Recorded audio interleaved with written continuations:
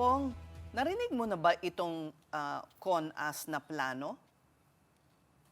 Ay, maraming kumakalat na kwento at balita, Ses. Isa lang yan sa mga nasasagap ko.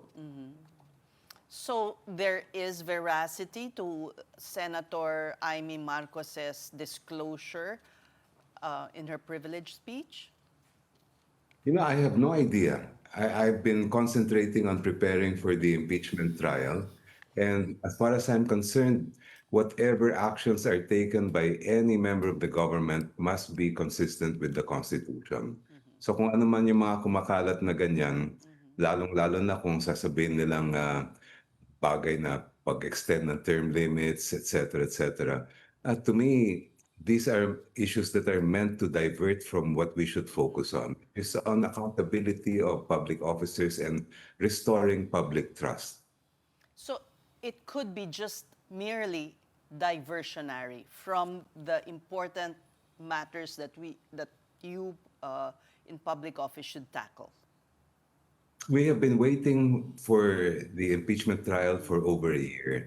Iniintay ng sambayan ng Pilipino makita yung ebidensya. Dahil ang concern nila, tulad ng concern namin sa akbayan at sa buong House ay ano ba ang talagang nangyari at dapat ba may managot? And that is the same concern that we are hearing from our people when we speak of all kinds of government work, whether you talk about infrastructure, flood control, budget, or even how people in the national government operate. So it seems that the majority in the Senate has other plans. They keep bringing up extraneous issues like this CONAS, which doesn't appear to have, popular support in the legislature anyway. Unless outside the Colombo kayo, sir, na hindi nyo alam. Matagal na naman ako outside the Colombo. Basta't ako, ang focus ko, yung trabahong ibinigay sa akin.